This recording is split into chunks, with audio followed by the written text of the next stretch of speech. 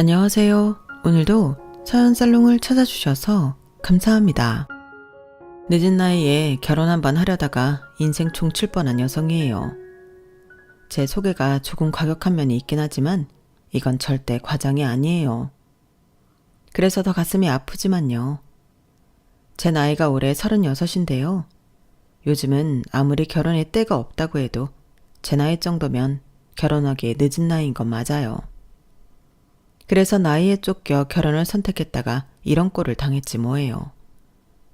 그래도 위기를 벗어나 이렇게 멀쩡히 사연을 보낼 수 있는 건 의인의 도움 덕분이었어요. 그런데 재미있는 건 되게 의인이라고 하면 나한테 긍정적인 인물을 떠올리기 마련인데 저를 도와준 의인은 제게 적대적인 인물이었다는 사실이에요. 어제의 적이 오늘의 은인이 되다니 세상 일은 알다가도 모를 일인 것 같아요. 그러면 지금부터 제 인생을 송두리째 망쳐버릴 뻔했던 살벌한 파운스토리를 전해드릴게요. 저는 5남 1녀 중 막내로 태어났어요. 그 말인즉슨 제 위로 오빠가 5이나 있다는 얘기예요. 그래서 어릴 때는 동네에서 아무도 저를 건들지 못했어요. 저랑 말다툼이라도 했다가는 덩치 큰 오빠 5이 달려왔으니까요. 그 중에서도 막내 오빠는 꽤나 유난스러울 정도로 저를 과보호했어요. 제 보디가드라는 소리를 들을 정도로요. 저랑은 1살 차이밖에 안 나서 학교도 같이 다니고 방과 후에는 집에도 같이 오곤 했는데 하도 유난을 떨며 저를 데리고 다녀서 그런 별명을 갖게 되었어요. 심지어 대학까지도 같은 대학을 다니는 바람에 저는 대학 시절 동안 미팅 한번 못 해보고 동아리 활동은 꿈도 못 꾸고 살았어요. 그런데 웃기는 게 뭔지 아세요? 저는 그렇게 단속을 했으면서 정작 막내 오빠 자신은 소개팅도 하고 심지어 CC까지 됐다는 거예요. 여자친구랑 둘이 데이트를 하면 될 걸 꼭 중간에 저를 끼워서 데리고 다니는 바람에 제 입장이 얼마나 난처했는지 몰라요. 그런데 그 여자친구도 참 대단하더라고요. 이런 경우 대개 여자 쪽에서 뭐라고 하거나 혹은 여동생 문제로 싸우기 마련인데 오빠 여자친구는 단 한 번도 싫은 기색조차 없었어요. 결국엔 오빠보다는 저랑 더 친해져서 저희 오빠랑 헤어진 뒤에는 제 절친이 되었지 뭐예요. 올케가 이 방송을 듣고 있다면 놀라 까무라칠 일이지만요. 아무튼 저에 대한 오빠들의 과잉보호를 얘기하자면 며칠 밤을 새도 부족해요. 그런데 그때까지만 해도 저는 그런 이유에 대해 심각하게 생각해 본 적이 없어요. 그저 제가 우리 집에서 유일한 딸이기 때문에 오빠들이 그런다고 생각했을 뿐이에요. 그런데 세상에 원인 없는 결과는 없다고 오빠들이 저를 과잉보호했던 이유가 있더라고요. 그건 바로 온 가족이 똘똘 뭉쳐 숨겨왔던 저의 출생의 비밀 때문이었어요. 그리고 그 비밀은 생각지도 못한 순간에 탄로가 났어요. 제가 대학을 졸업을 앞두고 취업 준비를 하느라 한동안 주말에도 아침 일찍부터 도서관에 가서 공부를 했었는데요. 하루는 점심에 먹은 게 잘못됐는지 복통이 심해서 그냥 집으로 돌아오게 됐어요. 그런데 현관문을 열자마자 엄마 목소리가 들리더라고요. 뭐가 그리 화가 났는지 평소에 그런 적이 없었는데 악을 쓰며 소리를 질러댔어요. 거기에 셋째 오빠랑 넷째, 막내 오빠까지 가세해서 누군가 싸우는 것 같았어요. 놀라서 집 안으로 들어가 보니 저희 큰오빠 또래의 여자와 저희 엄마 연배의 중년 부인이 저희 엄마와 싸우고 있었어요. 제가 다가가 막내 오빠한테 무슨 일이냐고 물었더니 오빠가 저를 보자마자 놀라서는 밖으로 끌고 나가지 뭐예요. 이거 좀 놔봐. 도대체 무슨 일이야? 저 사람들은 누군데 우리 집에 와서 엄마랑 싸우는 거야? 아이씨, 넌 몰라도 돼. 그냥 이상한 여자들이야. 똑바로 말해봐. 누군데 우리 집에 와서 저러고 있냐고. 오빠는 알고 있지? 뭔데? 혹시 큰오빠 바람났어? 두 여자 중 젊은 여자가 큰오빠랑 엇비슷한 나이인 것 같아서 했던 말인데 제 말을 들은 막내 오빠가 어이가 없다는 표정으로 저를 쳐다보며 그러더군요. 기집애가 큰형을 뭘로 보고 암튼 쓸데없는 생각하지 말고 저 사람들한테 신경 끊어. 별일 아니니까. 막내 오빠는 끝까지 시치미를 떼면서 별일 아니라는 말만 반복했어요. 말은 그렇게 하면서도 저랑 그 사람들이 마주치지 못하도록 저를 집에도 못 들어가게 막고 있으면서 말이죠. 그날 저는 막내 오빠랑 동네 놀이터에서 한참을 앉아 있어야 했고 1시간쯤 지나서 넷째 오빠한테 온 전화를 받고서야 집으로 돌아갈 수 있었어요. 집에 가보니 엄마는 병이 났는지 침대에 누워 끙끙 앓고 계시더라고요. 자초지종은 모르겠지만 저희 집에 찾아왔던 여자분들과 관계된 일이 벌어진 게 확실했어요. 물론 저희 가족들 중 누구도 제게 이번 일에 대해 제대로 된 해명을 해주지 않았지만요. 그 설명을 들은 건 며칠 뒤 학교에서였어요. 공강이라서 빈 강의실에 앉아 있었는데 저희 과 동기가 다가와 밖에서 누가 저를 기다린다고 그러더라고요. 나가봤더니 주말에 저희 집에 찾아왔던 여자였어요. 두 사람 중 저희 큰오빠 또래의 여자요. 여자는 제 동기한테 저를 불러달라고 해놓고는 쉽게 입을 떼지 못했어요. 이렇게 뜸을 들이는 걸 보니 제가 알지 못하는 중대한 일이 있긴 한 것 같았어요. 그런데 힘겹게 입을 뗀 여자가 갑자기 제게 사과를 하더니 이러는 거예요. 미안해. 그때 나도 너무 어려서 널 키울 수가 없었어. 사귀던 남자친구랑 헤어진 데다 그 사람은 새 여자 만나서 결혼식 날짜까지 잡았다고 그러니 제정신이 아니더라고. 혹시라도 애 낳으면 돌아오지 않을까 했는데. 그 여자의 입에서는 제가 상상도 못했던 제 탄생 비화가 흘러나왔어요. 그것만으로도 머릿속이 하얗게 될 정도로 충격이었는데 글쎄 이런 소리를 하지 뭐예요. 얼마 전에 네 아빠를 다시 만나게 됐는데 이혼하고 혼자라고 그러더라? 여자가 애를 못 낳아서 이혼을 했다나? 그래서 말인데 이제 와서 이런 말하기 엄치 없지만 엄마랑 같이 아빠 집에 들어가 살지 않을래? 듣자 하니 너 요즘 취업 준비라던데 네 아빠 딸로 살면 그런 걱정 안 해도 돼. 너희 아빠 엄청 부자야. 평생 돈 걱정 않고 살 수 있다고. 여자는 반쯤 정신이 나간 사람처럼 저를 붙잡으려고 쉼없이 짓거려댔어요. 마치 멀쩡한 사람을 물속으로 끌고 들어가려는 물귀신 같더라고요. 그 모습이 너무 무서울 정도로 소름이 끼쳤어요. 이러지 마세요. 당신이 나를 낳았든 말든 나랑 상관없어요. 날 버린 그 순간부터 당신은 내 엄마의 길 포기한 거니까요. 그렇게 돈이 좋으면 당신이나 가서 그 사람이랑 살아요. 난 그럴 생각 추워도 없으니까. 인경아, 엄마 좀 살려줘. 네가 있어야지 내가 네 아빠랑 살 수 있어. 네가 날 엄마 취급 안 해줘도 돼. 그냥 호적에만 올라가자. 그러면 네가 원하는 거 다 가질 수 있고 지금보다 훨씬 대접받으면서 살 수 있어. 너 키워준 사람들이랑 지금처럼 만나도 돼. 뭐라고 안 할게. 그러니까 제발 엄마 좀 도와주라. 어? 네가 빌라고 하면 내가 무릎 꿇고 빌게. 네가 하라는 건 뭐든 할 테니까 제발 나 좀 살려줘. 비굴하게 자신이 낳은 딸한테 무릎까지 꿇겠다는 친모를 보니 불쌍하다는 생각보다는 화가 났어요. 결국엔 내가 그리워 찾아온 게 아니라 나로 인해 얻을 수 있는 부와 권력이 필요했던 거니까요. 돈이 사람을 얼마나 망가뜨릴 수 있는 건지 내 친모라는 사람을 보고 확실히 알았어요. 당신이 왜 내 엄마예요? 세상에 어떤 엄마가 자기 딸을 돈 때문에 버리고 돈 때문에 다시 찾으러 와요. 그게 무슨 엄마야. 당신한테 나는 그저 긁지 않은 복권일 뿐인 거잖아요. 그런데요, 그쪽한테는 더 이상 나에 대한 소유권이 없어요. 왠지 알아요? 당신은 이미 나를 버렸고 나는 더는 당신한테 휘둘리지 않아도 되는 성인이 됐기 때문이에요. 그러니까 헛된 꿈 버리고 내 앞에서 꺼져주세요. 안 그러면 경찰에 신고할 테니까 다시는 날 찾지 말라고요. 돈에 눈이 먼 친모는 그 후로도 몇 번이나 학교로 저를 찾아왔어요. 그러다 막내 오빠한테 딱 걸리고 말았죠. 오빠는 마치 주인을 지키려는 진돗개처럼 맹렬히 달려들었고 겁을 먹은 친모는 도망치듯 떠났어요. 그런데도 오빠는 분이 덜 풀렸는지 씩씩대며 한 번만 더 찾아오면 경찰에 신고하겠다고 으르렁댔어요.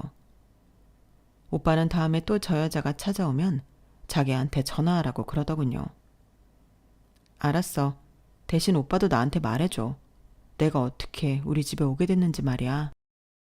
그날 저는 그동안 아무한테도 듣지 못했던 얘기를 막내 오빠를 통해 들었어요. 물론 오빠는 너무 어려서 기억도 못하는 일이었지만요. 나도 중학교 2학년 때 둘째 형한테 들어서 알게 됐어. 그 전까지는 네가 내 친동생인 줄 알았거든. 물론 지금도 그 마음엔 변함이 없어. 나뿐만 아니라 형들도 그렇고. 막내 오빠 말로는 제가 우리 집에 오게 된 건 막내 오빠가 첫 돌이 지나고 얼마 안 돼서였대요. 당시 저희 큰오빠가 고3이었는데 밤에 책상에 앉아 공부를 하는데 밖에서 아기 울음소리가 들리더라는 거예요. 처음엔 당시 돌쟁이던 막내 오빠가 우는 소린 줄 알았는데 엄마가 막내 오빠를 안고 방으로 들어오시는 걸 보고는 그게 아니라는 걸 알게 된 거예요. 그래서 소리가 나는 대문 밖으로 나가봤더니 제가 라면 박스 안에서 울고 있더래요. 한겨울은 아니었지만 그래도 늦가을이라서 방 공기가 꽤 쌀쌀했던 터라 부모님은 얼른 안으로 데리고 오라고 소리치셨고 그렇게 저는 부모님 손에서 자라게 된 거예요. 박스 안에는 제가 누구인지 알만한 건 아무것도 없어서 제가 우리 집에 오게 된 날을 생일로 정했다고 했어요. 자기 손으로 저를 주워서 그랬는지 몰라도 큰오빠는 아직도 저를 자기 딸처럼 생각해요. 가끔은 부모님보다 더 부모처럼 느껴질 정도로요. 물론 나머지 오빠들도 저를 끔찍이 생각하지만요. 우리 집 오빠들이 저한테 유독 과잉보호를 하는 건 아마도 제가 가여워서 그럴 거예요. 원래 심성이 착한 사람들이기도 하고 무엇보다 이런 식으로 버려진 아이는 두 눈으로 목격해서 충격이 컸던 탓도 있을 테고요. 덕분에 저는 자라면서 단 한 번도 내가 우리 부모님의 친자식이 아니라는 생각을 해본 적이 없었어요. 부모님과 다섯 오빠들의 사랑이 넘치면 넘쳤지 절대 부족하다고 생각한 적도 없었고요. 어떤 면에서 보면 저는 지금 부모님을 만난 게 제 인생 최고의 행운이 아닌가 생각해요. 그래서 친모가 나타났을 때 더군다나 제 친부가 엄청난 부자라는 얘기를 들었음에도 불구하고 손톱만큼도 마음이 흔들리지 않을 수 있었어요. 지금까지 살아왔던 것처럼 앞으로도 저는 우리 부모님의 딸이고 우리 오빠들의 여동생일 거예요. 그래서 막내 오빠한테 이번 일은 부모님은 물론 다른 오빠들한테도 비밀로 해달라고 했어요. 다음에 또다시 친모가 나를 찾아오면 그땐 내 손으로 경찰에 신고하겠다고요. 그리고 불행하게도 그 일은 얼마 뒤 벌어지고야 말았어요. 또다시 친모가 학교로 저를 찾아왔고 제 연락을 받고 달려온 막내 오빠가 경찰까지 부르는 바람에 친모는 더 이상 제게 접근을 할 수 없게 됐거든요. 그렇게 친모와 완전히 끝내고 집에 돌아왔는데 엄마가 평소처럼 개수대 앞에서 저녁 준비를 하고 계시더라고요. 제 발소리를 들으셨는지 평소처럼 활짝 웃으시며 우리 막내 왔어? 공부하느라 힘들었지? 손 씻고 와. 엄마가 얼른 밥 차려줄 테니까. 제 등을 토닥여주시며 엄마 손에 따뜻한 온기를 나눠주시는데 순간 눈물이 핑 돌았어요. 정작 날 낳아준 사람은 나를 돈벌이로만 생각하는데 피 한 방울 안 섞인 엄마는 어쩜 나를 친자식처럼 사랑으로 키워주실 수 있을까 하는 생각이 들었거든요. 그건 단순히 고맙다는 말로는 표현이 안 되는 감정이었어요. 그래서 엄마를 끌어안고 모처럼 어리광을 부렸어요. 오늘은 특히 피곤한 일이 많아서 힘들었는데 엄마를 보니까 이제 좀 살 것 같아. 우리 엄마 냄새 너무 좋다. 엄마 가슴에 얼굴을 부비며 어리광을 떨다 보니 내가 있어야 할 곳이 여기구나 하는 생각과 함께 마음이 편해졌어요. 나중에 알게 된 사실이지만 사실 그날 엄마는 제가 무슨 일을 겪었는지 다 알고 계셨대요. 막내 오빠가 이미 부모님께 전화해 그날 벌어진 일을 얘기를 했다더라고요. 그런데도 제가 마음 쓸까봐 일부러 내색도 않으시고 저를 품에 안아주셨던 거예요. 이렇게 멋진 부모님 덕분에 저는 구김살 없이 자랄 수 있었고 그런 점에서 지금까지도 부모님께 감사드리고 있어요. 그런데 의도치 않은 한 가지 단점도 있었어요. 가족들한테 사랑을 듬뿍 받으며 부족함 없이 행복해서 그랬는지 주변 친구들이 다들 결혼을 하는데도 이상하게 저는 결혼 생각이 안 든다는 거예요. 그냥 지금처럼 부모님이랑 함께 살면서 수시로 찾아오는 오빠들이랑 올케들, 그리고 조카들이랑 지지고 볶고 하면서 사는 게 최고다 싶더라고요. 물론 저를 제외한 모든 가족들은 결혼도 않고 부모님한테 꼭 붙어 사는 저 때문에 걱정이 이만저만이 아니었지만요. 30대 초반까지만 해도 요즘은 결혼을 늦게 하는 추세니까 그러려니 하셨는데 32이 지나고 33까지 지나고 나니 그때부터는 다들 발등에 불 떨어진 사람들처럼 사근대에 제 자리를 부탁하셨어요. 처음에는 부모님만 그러셨는데 부모님이 받아다 주신 선자리가 다 꽝이 나자 나중에는 올케들까지 나서서 사돈의 팔촌까지 연락해서 제 맞선 상대를 알아보셨어요. 하지만 인연이 아니었는지 최소 10명 이상은 만나봤음에도 이렇다 할 성과는 없었어요. 제가 마음에 들면 상대 쪽에서 저를 탐탁치 않아 했고 상대 쪽에서 내가 마음에 든다고 했을 때는 내가 마음에 안 들었거든요. 이 정도면 저 위에서 마치 나를 결혼시키지 않으려고 손을 쓰고 있는 게 아닌가 싶을 정도였어요. 상황이 이런데도 애가 달린 건 부모님과 가족들이었는지 저는 천하태평이었어요. 결혼을 하면 하는 거고 못하면 못하는 거다 생각했으니까요. 그런데 가족들이 어떻게든 빨리 제 짝을 지어주려고 노력한 데에 이유가 있다는 걸 알게 된 거예요. 바로 큰조카의 결혼 때문이었어요. 큰오빠 딸이 저랑은 10살도 채 차이가 안 나거든요.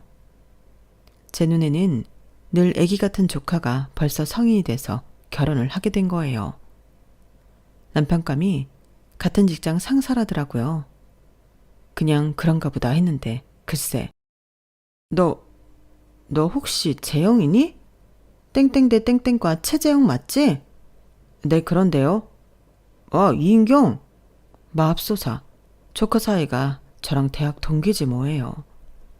대학 시절 그리 친한 사이는 아니었어서 연락하는 사이는 아니었지만 얼굴을 보니 기억이 나더라고요. 결혼 전에 처가 식구들한테 인사를 받던 조카 사이는 생각지 못한 동기를 처고모로 만나게 되자 꽤나 놀라는 눈치였어요. 하지만 저희 엄마가 놀란 거에 비하면 아무것도 아니었어요. 손주사위 앞에서 힐끔힐끔 제 눈치를 살피던 엄마는 다들 돌아가고 나자 기다렸다는 듯이 제 방으로 들어오셨어요.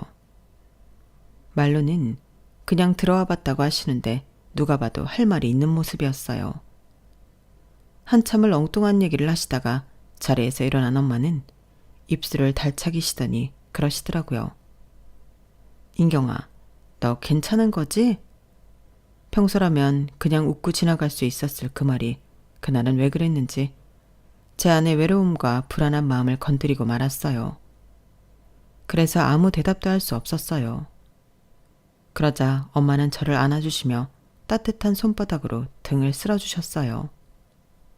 그 따뜻한 온기는 수많은 수식어를 동반한 그 어떤 위로보다도 더 따뜻하게 다가왔어요.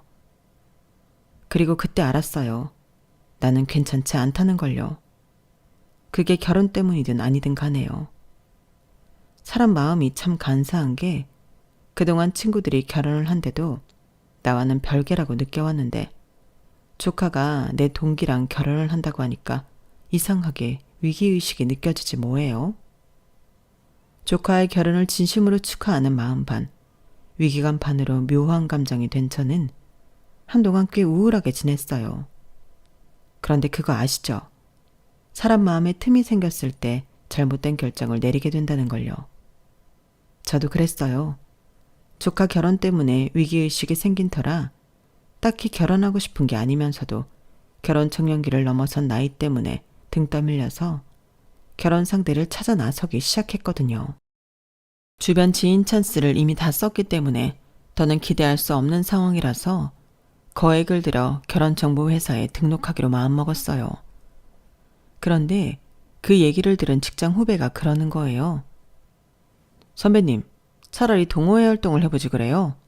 거기서 활동하면서 결혼 상대 탐색도 하고 여럿이서 같이 술자리도 하면서 상대 술버릇도 확인하는 게 훨씬 낫지 않을까요?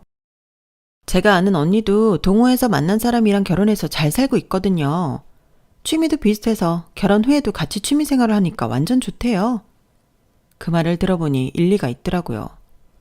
돈 주고 상대를 구하는 결혼정보회사는 조건에 맞는 사람을 잘 골라줄지 몰라도 마음이 맞는 사람을 골라주는 건 아니니까요. 하지만 주변에 결혼한 친구들만 봐도 조건만 보고 결혼한 사람들은 그 조건이 틀어지는 순간 관계도 틀어져 버렸지만 마음이 맞아서 결혼한 친구들은 살다가 시련이 닥쳐도 어떻게든 같이 힘을 합해 난관을 빠져나가려고 노력하는 게 보였거든요. 그래서 일단 시도는 해보자는 생각으로 제가 하고 싶은 게 뭔지 생각해보고 그에 맞는 동호회를 찾았어요. 그렇게 찾은 동호회는 바로 커피 동호회였어요. 제가 커피를 좋아하기는 하지만 그다지 전문적인 지식은 없거든요. 물론 책을 찾아보거나 바리스타 수업을 통해 알아볼 수는 있겠지만 그렇다고 전문적으로 배우고 싶은 정도는 아니라서 조금만 알고 마실 수 있는 정도만 되면 좋겠다는 생각에 고르게 된 동호회였죠. 그런데 막상 모임에 참가해보니 저와 같은 초짜는 거의 없고 대부분이 전문가 수준이더라고요. 이거 잘못 들어왔구나 생각했는데 그때 먼저 말을 걸어준 사람이 있었어요. 이미 눈치채셨겠지만 이 사람이 이후 저와 결혼까지 갈 뻔했던 바로 그 문제적 남자랍니다. 편의상 예랑이라고 칭할게요. 예랑은 나이도 저랑 엇비슷하고 대화도 잘 통해서 처음 만난 사이인데도 몇 년 만난 친구처럼 편했어요. 동호회를 탈퇴할까 고민했었는데 예랑과 대화를 해보고는 좋은 친구가 생긴 것 같아서 일단 탈퇴는 보류하기로 했어요. 동호회 활동을 시작한 이후로 주말은 거의 커피에 빠져 살게 되었어요. 회원들 중에는 지방에서 카페를 운영하는 분들이 몇몇 있는데 주말에 회원들과 함께 그분들이 운영하는 카페에 방문해 로스팅 과정도 보고 새로 원두 시음도 해보고 했거든요. 문제는 이런 카페들이 서울이 아닌 지방에 있어서 매번 회원들끼리 3, 4, 5 모여서 한 차로 오고 가고 해야 했는데 이상하게도 제가 탄 차에는 저와 얘랑 외에는 아무도 타지 않더라고요. 대충 눈치로 우리가 나이가 많아서 어린 회원들이 우리를 불편하게 생각하는가 보다 했는데 나중에 알고 보니 그게 아니었더라고요. 남편이 저한테 대하는 것과 다른 회원들한테 대하는 게 너무 달랐던 탓이었어요. 한마디로 자신이 눈독 들이고 있는 먹잇감한테는 세상 좋은 사람처럼 행동했지만 그 외의 사람들한테는 세상 까칠하게 대했던 거예요. 그러니 얘랑 차를 함께 타고 가겠다고 하는 회원이 저 빼고 하나도 없던 거예요. 그런 사실을 몰랐던 저는 장거리 드라이브를 하는 기분으로 얘랑과 신나게 수다를 떨면서 데이트 아닌 데이트를 하곤 했어요. 그렇게 3개월이 흐른 시점에는 서로에 대해 모르는 게 없을 정도로 가까워졌고 둘 다 홍기를 넘긴 나이였기 때문에 자연스레 결혼 얘기가 빠질 수 없었어요. 그렇다고 딱히 사귀는 사이도 아니었지만 서로 탐색을 하듯 일부러 결혼 관련 얘기를 많이 했던 것 같아요. 가령 결혼하면 분가를 하느냐, 시부모님을 모시고 사느냐에 대해 얘기를 나누기도 하고 돈관리는 누가 하는지에 대해서도 얘기를 나눴어요. 콕 집어서 그런 얘기만 한 건 아니고 겸사겸사 애들러가며 한 거라서 서로 간에 큰 부담은 없었어요. 중요한 건 많은 부분의 생각이 일치했다는 거였죠. 사귀기 전부터 서로에 대한 걸 많은 부분 탐색한 덕분에 사귀기 시작하면서 바로 결혼 얘기까지 나오게 됐어요. 결혼을 목적으로 동호회에 들어간 건 맞지만 막상 결혼 얘기가 나오고 나니까 걱정이 되는 거예요. 제가 몰랐으면 모를까 저희 부모님이 친부모님이 아니라는 걸 아는 이상 그걸 숨기고 결혼을 진행할 수는 없었거든요. 왜 TV나 인터넷 기사에도 출생의 비밀을 숨기고 결혼했다가 나중에 이혼까지 이어지는 일들이 있잖아요. 저도 그게 걱정이 되더라고요. 애초에 결혼을 안 하면 모를까 했다가 그런 이유로 이혼을 하게 되면 부모님께도 죄송한 일이니까요. 그래서 얘랑한테 사실대로 말을 했어요. 그랬더니 조용히 저한테 다가오더니 저를 안아주더라고요. 마치 저희 엄마가 제게 그랬던 것처럼 말이죠. 순간 뭉클한 게 기분이 묘했어요. 살면서 가족이 아닌 다른 사람한테 위로를 받게 될 줄 몰랐기 때문에 그랬나 봐요. 내가 사랑하는 사람은 내 앞에 있는 이인경이라는 사람이야. 그 사람을 둘러싼 환경이 아니라고. 친부모님이든 아니든 그런 건 아무 상관없어. 그러니까 아무 걱정하지 마. 내 마음은 지금도 그렇고 앞으로도 그럴 테니까. 얘랑의 말에 그간의 걱정이 싹 달아나는 것 같았어요. 하지만 얘랑은 이런 제 사정을 이해해 줄지 몰라도 시부모님 입장은 또 다를 거 아니에요. 그래서 온전히 마음을 놓을 수는 없었어요. 자기가 말하기 곤란할 테니까 우리 어머니께는 내가 말씀드릴게. 모르긴 해도 아마 우리 어머니도 별로 신경 쓰지 않으실 거야. 인경이 널 보면 아, 얘가 내 며느리구나 하실 테니까. 얘랑 말대로 일단은 얘랑이 먼저 어머님께 말씀을 드리고 이후 제가 예비시댁에 인사드리러 갈 때 다시 한번 말씀드리기로 했어요. 그날 밤 집에 돌아가 부모님께 결혼할 사람이 있다는 말씀을 드렸더니 부모님께서는 쌍수 들고 환영하시더라고요. 그날 밤 엄마는 오빠들한테 일일이 전화를 돌려가며 제 결혼 소식을 전했어요. 그리고는 오빠들이 너나 할 거 없이 제게 전화를 걸어댔죠. 노처녀 여동생이 결혼 한번 해보겠다는데 이놈의 오빠들은 축하 인사 해주는 사람 없이 다들 얘랑에 대한 의심의 눈초리만 보였어요. 솔직히 예상을 했던 결과라서 놀랍지는 않았어요. 제게 남자친구가 생길 때마다 오빠들은 늘 이런 식이었거든요.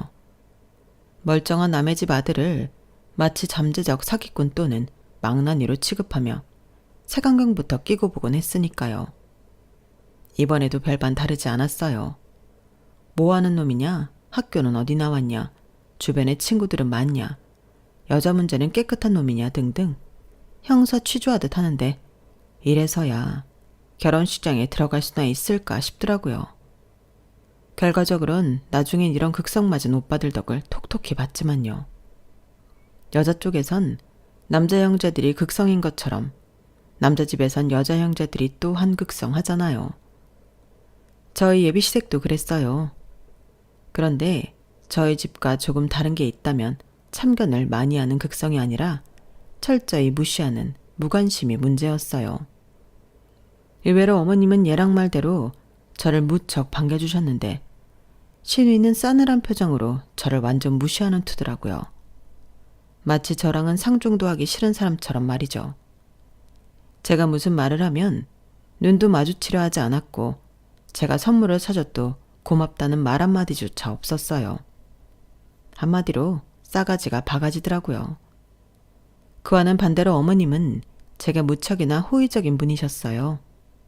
1년 전 남편과 사별하고 현재 관연한 아들, 딸과 함께 살고 계시는 어머님은 뒤늦게 시작한 부동산 투자로 아버님이 살아계실 때보다 더 엄청난 부를 누리고 계세요.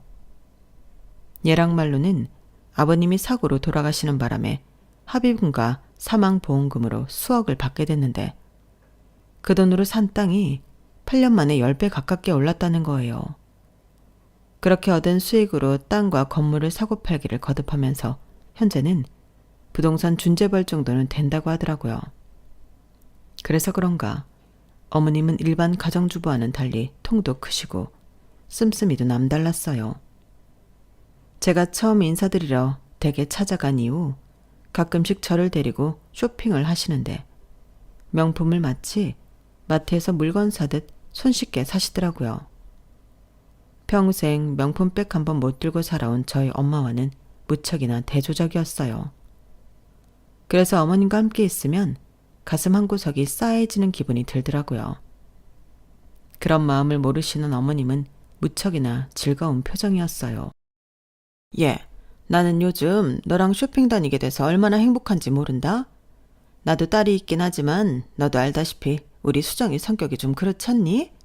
뭘 사줘도 뚱하고 무슨 말을 해도 반응도 없고 말이야. 그런데 인경이 넌 항상 웃는 얼굴에 내 마음도 잘 헤아려 주니까 얼마나 좋은지 몰라. 그래서 말인데 인경아, 너희 결혼하면 딱 1년만 들어와서 살지 않겠니? 길게도 안 바래. 딱 1년이야. 내가 우리 며느리감이 너무 마음에 들어서 그래. 그렇게만 해준다면 내가 1년 뒤에 너희 분가할 때 성수동에 아파트 한 채 해줄게. 그리고 네 몫으로 현금 3억을 바로 통장에 쏴줄게. 어때? 내 부탁 들어줄 거지? 네? 그건 너무 갑작스러운 말씀이라서 당장 대답을 못 해드리겠어요. 제가 원우 씨랑 상의 좀 해보고 대답해드려도 될까요? 그럴래? 하긴 내가 너무 독단적이었지? 그래, 원우랑 상의해서 결정해라. 가급적이면 합가를 하는 방향이면 더 좋겠지만. 어머님은 서운한 기색을 보이시면서도 어떻게든 저를 설득하고 싶으셨는지 명품 지갑을 선물로 사주셨어요. 그걸 받으면 어머님 부탁을 뿌리치기 힘들어질 것 같아서 한사코 거절했지만 어머님은 끝내 제 손에 지갑을 쥐어주셨어요. 왜? 뇌물인 것 같아서 받기 그래? 너 거절 못하게 하려고 주는 것 같아? 얘도 참. 그런 거 아니야. 요 근래 인경이 네 덕분에 내가 즐거운 시간을 보낸 게 고마워서 주는 거야. 그러니까 더는 사양하지 마. 그럼 나 상처받는다? 결국 어머님이 주시는 명품 지갑을 받아들고 집으로 왔어요. 그리고 다음 날 얘랑을 만나 합가에 대한 얘기를 나누게 되었죠. 얘랑은 제가 싫다면 굳이 합가를 하지 않아도 된다고 하면서도 은근슬쩍 제가 합가하기를 바라는 듯 했어요. 우리 어머니가 인경이 널 무척 마음에 들어 하시나 보다. 집에 손님 들이는 것도 싫어하시고 이모가 와도 자고 가라는 말 한 번 없는 분인데 너랑은 같이 살고 싶다고 하시니 말이야. 물론 네 마음이 불편하다면 안 될 일이겠지만. 말로는 내 마음대로 하라고 하지만 결론은 어머님 뜻에 따르자는 것 같았어요. 생각해보면 딱 1년 함께 살고 아파트에 현금 3억이 생기는 건데 안 하는 게 바보 아닌가 싶더라고요. 그래도 혹시 내가 예상하지 못하는 부분이 있을지 몰라서 셋째 올케 언니한테 전화를 했어요. 제가 올케 언니들 중에서 셋째 올케 언니랑 제일 친하거든요. 제 얘기를 들은 올케 언니는 바로 그러더라고요. 아가씨, 월급쟁이가 3억 모으려면 몇 년 걸릴 것 같아요? 생활비에 이래저래 들어가는 돈까지 다 빼고 말이에요. 그러면 딱 답 나오는 거 아니에요? 게다가 요즘 같은 시대에 아파트까지 준다는데 뭘 망설여요. 시어머니가 아가씨를 가사 도우미로 쓴다고 해도 그건 무조건 콜인 거죠. 나라면 당장 하겠다고 할 거예요. 시집살이가 아무리 매워도 딱 1년이잖아요. 대신 들어갈 때 각서 제대로 받고 가는 거 잊지 말아요. 올케 언니 말대로 현실적으로 아파트에 현금 3억이면 어머님께 간이고 쓸개고 다 빼드릴 수 있을 것 같았어요. 그래서 그 주 주말에 어머님을 만나는 자리에서 결혼하면 시댁에 들어가 살겠다고 말씀드렸어요. 그랬더니 너무 기뻐하시면서 집에 살림살이는 이미 다 있으니 혼수도 할 거 없이 몸만 들어오라고 하시더라고요. 정 바꾸고 싶으면 너희들 쓸 방에 침대 하나만 해와. 나머지는 내가 알아서 바꿔줄 테니까. 인경아, 난 네가 내 부탁 들어줄 줄 알았어. 역시 내가 사람 보는 눈은 있다니까. 어머님도 좋아하시고 저는 혼수 비용까지 굳어서 서로 윈윈이라는 생각이 들었어요. 이미 결혼해서 유치원생 아이를 키우는 친구들도 제 이야기를 듣고는 부러워 죽으려고 하더라고요. 그래서 더 어깨에 힘이 들어가고 방심했는지도 모르겠어요. 그런데 며칠 뒤 모르는 번호로 전화가 온 거예요. 평소 같으면 모르는 번호는 안 받고 차단을 하고 나는데 이상하게 그날따라 생각 없이 받게 되는데 글쎄 예비 신우이더라고요. 평소에 저한테 말도 안 걸던 사람이 웬일로 전화를 했나 싶었는데 예비 신우이가 다짜고짜 이러지 뭐예요. 언니, 우리 오빠랑 절대 결혼하면 안 돼. 우리 오빠 위험한 사람이야. 우리 엄마도 믿으면 안 돼. 안 믿기겠지만 내 말 믿어야 돼. 예비 신우이는 다급한 목소리로 그 말만 하고는 전화를 끊어버렸어요. 이게 도대체 뭔 일인가 싶어 다시 전화를 걸어봤지만 전화를 받을 수 없다는 멘트만 흐를 뿐 전화를 받지 않았어요. 얘랑한테 전화를 해볼까 했지만 왠지 예비 신우의 말이 걸리는 거예요. 평소 저랑 장난을 치는 사이도 아니고 살가운 건 더더욱 아닌 성격에 그런 전화를 했다는 건 분명 이유가 있을 것 같았거든요. 그래서 어떻게 해야 할까 고민을 하다가 셋째 올케 언니한테 전화해 방금 전에 있었던 일을 털어놓았어요. 그랬더니 올케 언니가 오빠 친구 중에 흥신소를 하는 친구가 있다면서 그쪽에 뒷조사를 부탁해보자고 그러더라고요. 그러자면 셋째 오빠가 알게 될 거라서 망설여졌어요. 오빠 성격에 혼자 알고 넘어갈 리 만무했으니까요. 하지만 이거저거 따질 때가 아니라서 할 수 없이 셋째 오빠한테 얘기해서 업체의 도움을 받게 됐어요. 그리고 그와 별개로 저는 오빠들의 고강도 추궁을 받아야 했어요. 오빠들의 올케 언니들까지 한꺼번에 달려와서는 아주 난리도 아니었어요.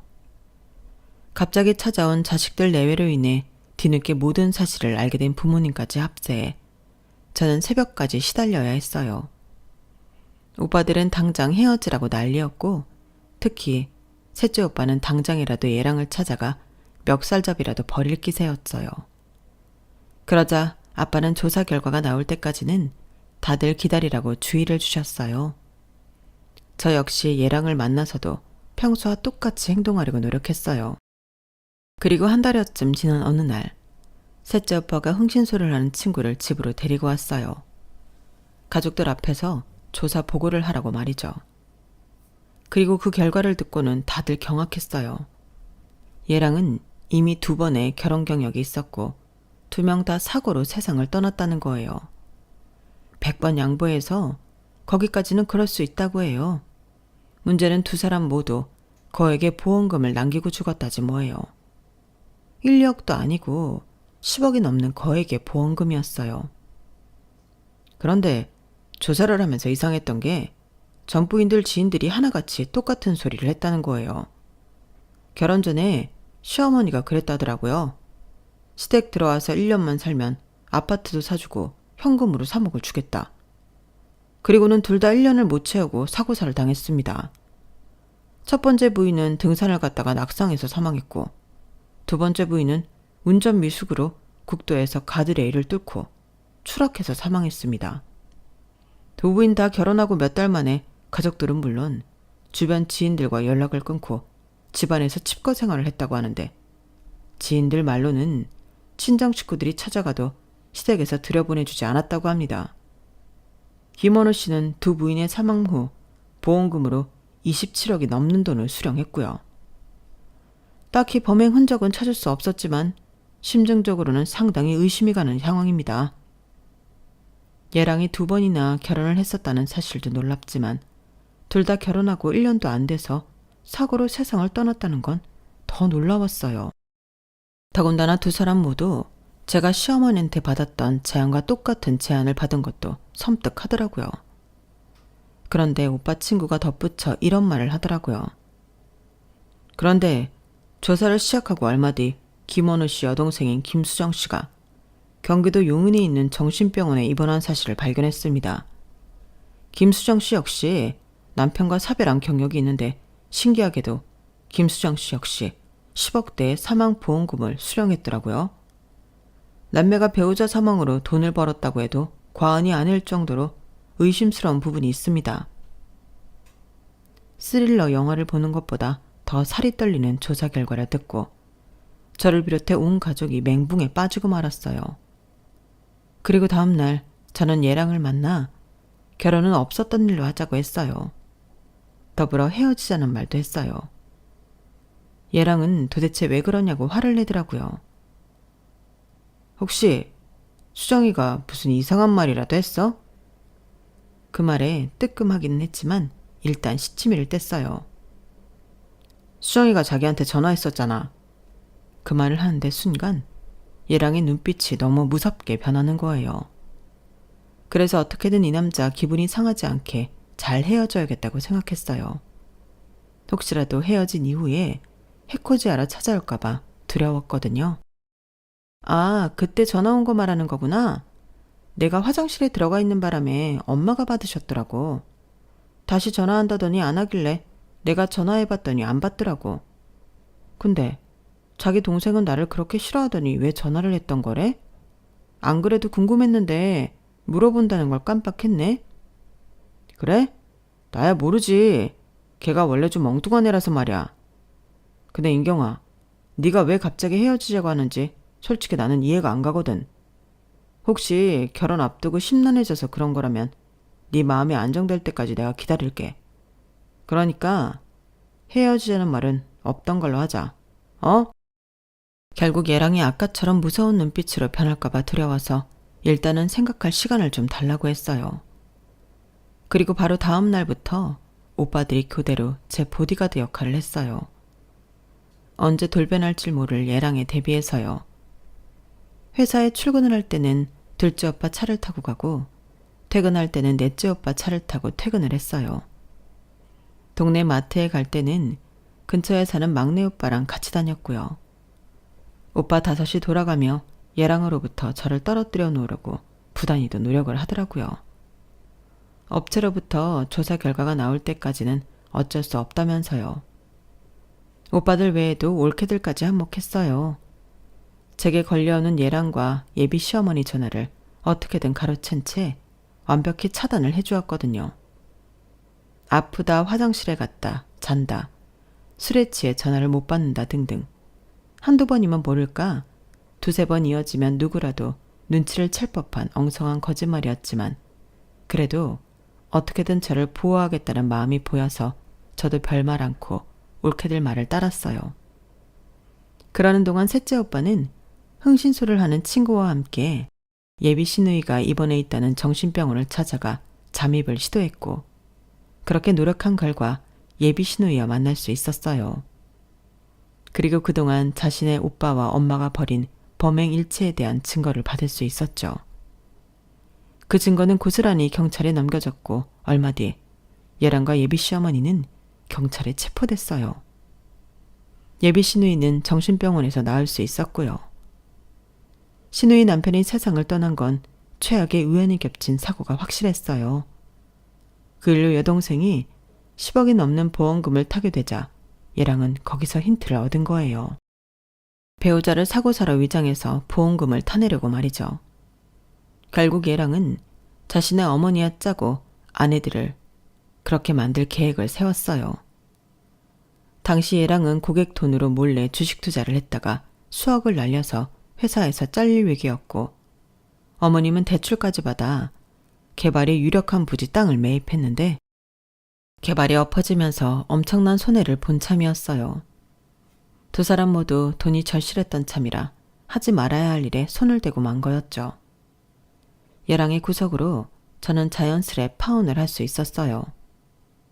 따지고 보면 이게 다 오빠들 덕분이었죠. 지구를 지키는 어떤 맨들보다도 더 저를 안전하게 지켜주는 참견쟁이 오빠들 말이에요.